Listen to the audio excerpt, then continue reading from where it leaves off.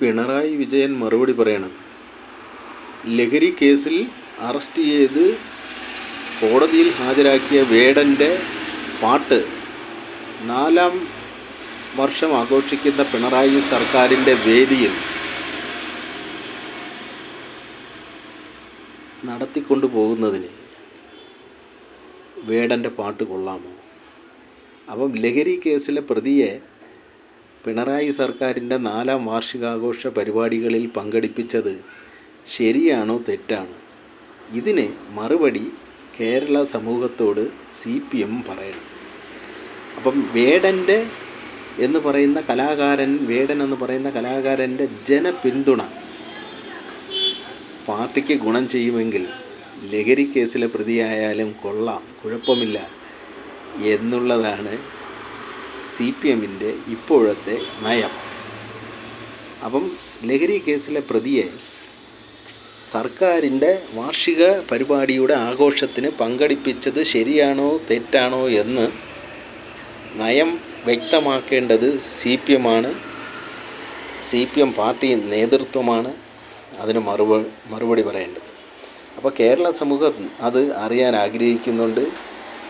വേടനെ പോലെ ഒരു ലഹരി കേസിലെ പ്രതിയെ സർക്കാരിൻ്റെ ഒഫീഷ്യലായിട്ടുള്ള ഒരു വേദിയിൽ പങ്കെടുപ്പിച്ചുകൊണ്ട് ആഘോഷ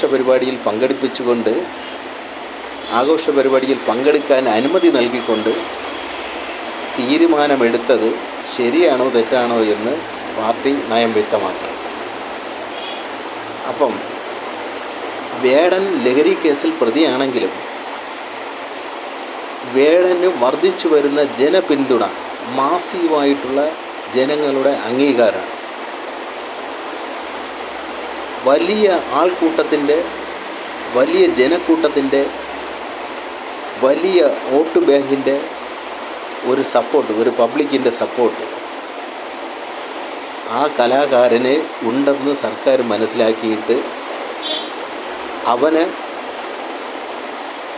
അവൻ്റെ പരിപാടികൾ സർക്കാരിന് ഗുണം ചെയ്യുമെന്ന് മനസ്സിലാക്കിയിട്ട് ലഹരി കേസിലെ പ്രതിയായാലും കുഴപ്പമില്ല, അവന് വലിയ ഭാരിച്ച ജനപിന്തുണ ഉണ്ടെന്ന് മനസ്സിലാക്കിയിട്ട് സർക്കാരിന് വരുന്ന ഇലക്ഷനിൽ അത് ഗുണം ചെയ്യുമെന്ന് സർക്കാർ വിലയിരുത്തിക്കൊണ്ട് ലഹരി കേസിലെ പ്രതിയായിട്ടുള്ള വേടനെ സർക്കാരിൻ്റെ ഒഫീഷ്യലായിട്ടുള്ള 4ാം വാർഷിക ആഘോഷ പരിപാടികളിൽ പങ്കെടുക്കാൻ ക്ഷണിക്കുകയും പൂവിട്ട് സ്വീകരിക്കുകയും പൂമാല അണിയിച്ച് സ്വീകരിക്കുകയും എല്ലാം ചെയ്തിരിക്കുകയാണ്.